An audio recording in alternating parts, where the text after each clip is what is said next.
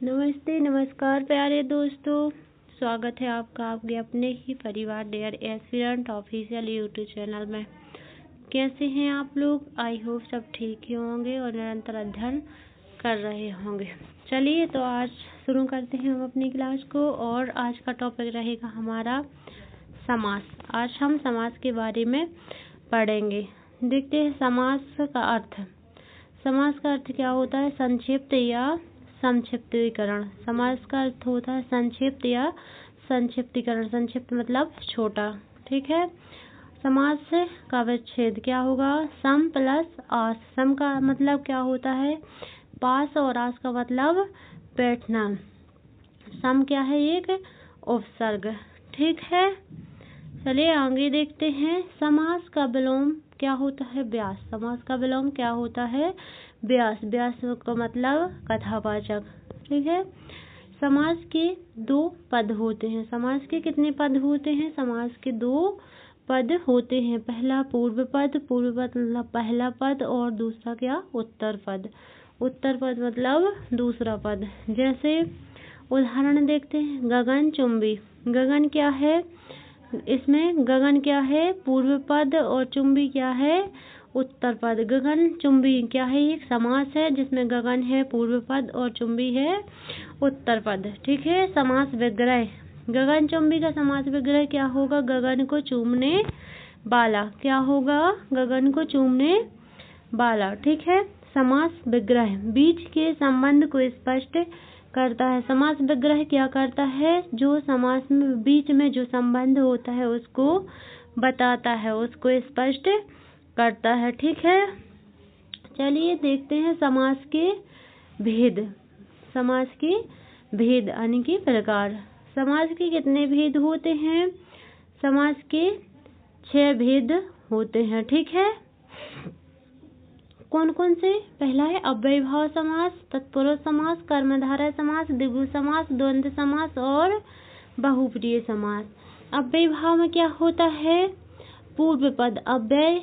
अव्ययीभाव में पूर्व पद क्या होता है? अव्यय मतलब पूर्व पद। अव्ययीभाव समास में पूर्व पद प्रधान होता है। तत्पुरुष समास में उत्तर पद प्रधान होता है। कर्मधारय समास में पूर्व पद क्या होता है? विशेषण होता है और उत्तर पद विशेष होता है। उत्तर पद क्या होता है? विशेष और प्रधान। किस समास में? कर्मधारय समास में। और द्विगु समास में पूर्व पद संख्यावाची और उत्तर पद प्रधान। पूर्व पद द्विगु समास में क्या होता है? संख्यावाची होता है और उत्तर पद अपना क्या होता है? प्रधान होता है।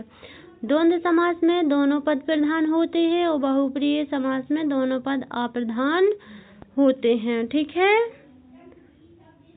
चलिए देखते हैं परिभाषा। परिभाषा क्या कहती है?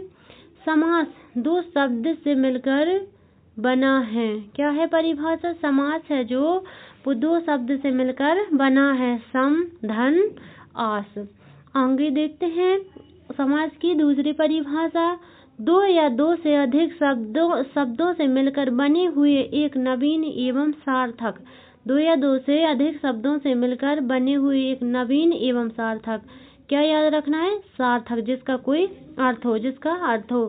शब्द को समास कहते हैं। नवीन शब्द हो और उसका अर्थ हो, मतलब सार्थक हो, जिसका अर्थ हो, उसे क्या कहते हैं? समास कहते हैं, ठीक है। इसे याद रखना है। नोट। हिंदी में समास कितने होते हैं? 6 प्रकार के होते हैं। हिंदी में समास 6 प्रकार के होते हैं। यदि विकल्प में अगर 6 ना हो, यदि विकल्प में 6 ना आए तो हमें कितने लगाना है? 4 लगाना है, ठीक है। प्रधानता के आधार पर, या तो प्रधानता के आधार पर आएगा या विकल्प में 6 ऑप्शन में नहीं आएगा तो, ठीक है। कितने लगाना है? 4 लगाना है। क्योंकि कर्मधारय समास और द्विगु समास, जो कर्मधारय समास है और क्या है? द्विगु समास, वो तत्पुरुष समास के अंतर्गत आते हैं। कर्मधारय समास और द्विगु समास तत्पुरुष समास के ही भेद हैं, ठीक है। इसे हमें याद रखना है, ठीक है। अब देखते हैं पहला समास क्या है? अव्ययीभाव।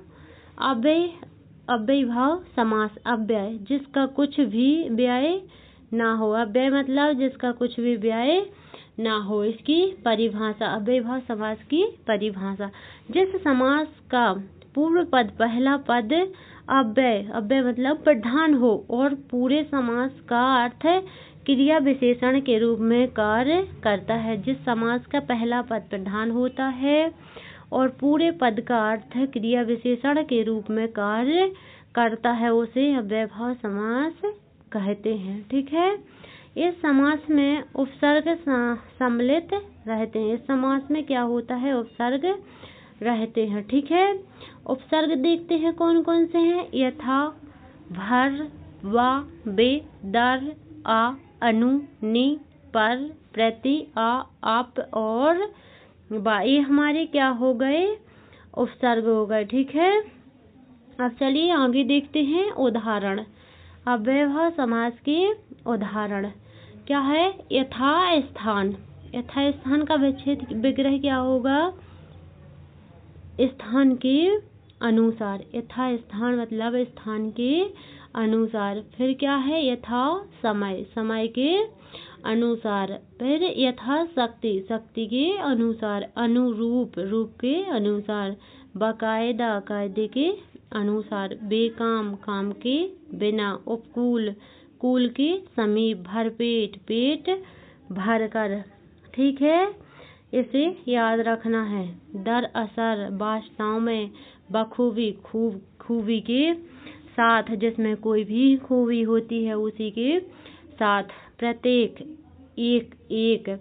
परोक्ष, अक्षी के परे और प्रत्यक्ष, अक्षी के सामने। और बाकी जो हमारे कुछ और उदाहरण हैं तो इनको आप लोग खुद ही करके देखना। इनका क्या करना है? विग्रह करके देखना है। ठीक है। और कमेंट में लिखना है।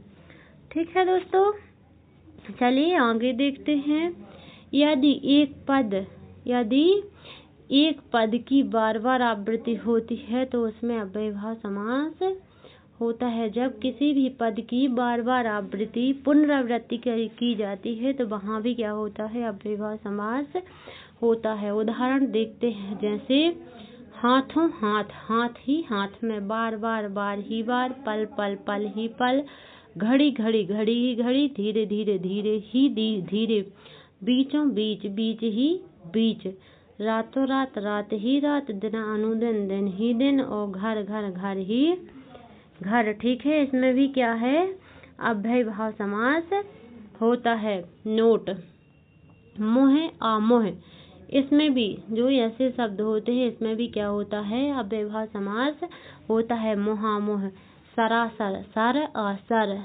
सरासर, एकदम से, एकदम से। जैसे कोई भी चीज होती है ना, सर जल्दी से, सर एकदम से। एक आएक, एकाएक। ठीक है। ये हमारे अव्ययभाव समास के उदाहरण थे। अब देखते हैं हम अव्ययभाव समास के अपवाद। ठीक है। अव्ययभाव समास में अपवाद में क्या आया? यदि किसी नदी के नाम के आगे संख्या आए तब वहाँ अव्ययभाव समास होता है। ये क्या है? हमारा अव्ययभाव समास के अपवाद हैं। यदि कोई भी नदी के नाम, नदी का नाम है, जैसे उसके आगे जब संख्या आती है तो वहाँ क्या होता है? अव्ययभाव समास होता है। ठीक है। चलिए अव्ययभाव समास हमारा कंप्लीट हुआ। अब हम आगे तत्पुरुष समास के बारे में पढ़ेंगे। ठीक है। तत्पुरुष समास की परिभाषा। तत्पुरुष समास वह होता है जिसमें उत्तर पद आने की दूसरा पद प्रधान होता है और पूर्व पद, पहला पद गौण अप्रधान होता है। ठीक है। तत्पुरुष समास में उत्तर पद क्या होता है? प्रधान होता है और पहला पद अप्रधान होता है। चलिए उदाहरण देखते हैं। जैसे राजकुमार, राजा का कुमार। राज क्या है? गौण है और प्रधान क्या है? कुमार। उत्तर पद क्या है? प्रधान है। तत्पुरुष समास परसर्गों, कारक चिन्ह के आधार पर 6 प्रकार के होते हैं। तत्पुरुष समास कारक चिन्ह के आधार पर कितने होते हैं? 6 प्रकार के होते हैं। ठीक है। चलिए देखते हैं कौन कौन से होते हैं। कर्म तत्पुरुष, करण तत्पुरुष, कर्म तत्पुरुष, करण तत्पुरुष, संप्रदान तत्पुरुष, अपादान तत्पुरुष और 5वां है संबंध तत्पुरुष और 6वां है अधिकरण तत्पुरुष। ठीक है, कर्ता वाली विभक्ति छूट जाती है तो इसमें कर्म तत्पुरुष कौन सी विभक्ति का है? द्वितीय विभक्ति का। करण है तृतीय विभक्ति का। संपदान चतुर्थी विभक्ति का। अपादान पंचमी विभक्ति का। और संबंध तत्पुरुष छठवीं विभक्ति का। और अधिकरण तत्पुरुष कौन सा है? सप्तमी विभक्ति का समास है। ठीक है, इसे हमें याद रखना है। पहला देखते हैं, कर्म तत्पुरुष द्वितीय विभक्ति। तत्पुरुष समास का पहला भेद, कर्म तत्पुरुष द्वितीय विभक्ति। इसमें क्या है? इसमें को विभक्ति का लोप होता है। इसमें क्या होता है? जो इसकी विभक्ति है को, इसका क्या होता है? लोप होता है। जैसे उदाहरण, गगनचुंबी, इसका क्या होगा? वो विग्रह, गगन को चूमने वाला। गगनचुंबी मतलब गगन को चूमने वाला। यश प्राप्त, यश को प्राप्त करने वाला। ठीक है, स्वर्ग प्राप्त, स्वर्ग को प्राप्त करने वाला। चिड़ी मार, चिड़िया को मारने वाला। कठ को फोड़ा, काठ को फोड़ने वाला मतलब कठुआ को, जो लकड़ी है उसको फोड़ने वाला। तिल कोटा, तिल को कूट कर बनाया हुआ। और मतदाता, मत को देने वाला। ठीक है, शरणागत, शरण को आया हुआ। और वय प्राप्त, वय मतलब क्या होता है? उम्र को प्राप्त करने वाला। ठीक है, चलिए दूसरी देखते हैं। तत्पुरुष समास का दूसरा भेद कौन सा है? करण तत्पुरुष। विभक्ति क्या है इसकी? तृतीय विभक्ति। इसके समस्त पद के बीच में से के द्वारा का लोप होता है। करण तत्पुरुष में क्या होता है? पूरे पद में से और के द्वारा का लोप होता है। जैसे उदाहरण क्या है? तुलसी कृत, तुलसी के द्वारा, कृत मतलब रचित। और क्षुधातुर, क्षुधा मतलब भूख से, आतुर मतलब व्याकुल, भूख से व्याकुल। रोग पीड़ित, रोग से पीड़ित। जन्मजात, जन्म से उत्पन्न। गोबर गणेश, गोबर के द्वारा निर्मित। ठीक है, मोह मांगा, मोह से मांगा। बैलगाड़ी, बैल से चलने वाली गाड़ी। अश्रुपूर्ण, अश्रु मतलब आंसू से पूर्ण। ठीक है, इसे याद रखना है। अकाल पीड़ित, अकाल से पीड़ित। यज्ञाच्छन, मेघ से, मेघाच्छन मेघ से अच्छन टका हुआ। कष्ट साध्य, कष्ट से साध्य। ईश्वर दत्त, ईश्वर द्वारा दत्त। और शोकाकुल, शोक से आकुल। ठीक है, इसे याद रखना है। कुछ और भी उदाहरण है, ये उदाहरण आप लोग पढ़ लेना। ठीक है, आगे देखते हैं। तीसरा भेद क्या है? संप्रदान तत्पुरुष। संप्रदान तत्पुरुष की विभक्ति कौन सी है? चतुर्थीय तत्पुरुष। इसमें के लिए का क्या होता है?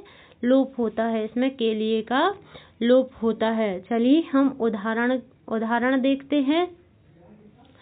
उदाहरण क्या कह रहे हैं? पूर्ण शिक्षा, पूर्ण के लिए शिक्षा। रंगमंच, रंग के लिए मंच। छात्रावास, छात्रों के लिए आवास। युद्ध भूमि, युद्ध के लिए भूमि। यज्ञशाला, यज्ञ के लिए शाला। गुरु दक्षिणा, गुरु के लिए दक्षिणा। रसोई घर, रसोई के लिए घर। सत्याग्रह, सत्य के लिए आग्रह। यज्ञ वेदी, यज्ञ के लिए वेदी। परीक्षा, परीक्षा के लिए भवन। और न्यायालय, न्याय के लिए क्या है? आलय, आलय मतलब घर। न्याय के लिए भवन। ठीक है, आगे देखते हैं। पुत्र शोक, पुत्र के लिए शोक। वृद्धाश्रम, वृद्धों के लिए आश्रम। और माल गोदाम, माल के लिए गोदाम। मार्ग, व्यय, मार्ग के लिए व्यय। और कर्ण फूल, कर्ण के लिए फूल। और हथकड़ी, हाथ के लिए कड़ी। और हवन कुंडी, हवन के लिए कुंडी। ठीक है, चलिए दोस्तों, तो हम क्लास को यहीं समाप्त करते हैं। आप लोग को क्लास कैसी लगी कमेंट में ज़रूर बताना। और अपना ख्याल रखना। और ठीक है, राधे राधे, धन्यवाद।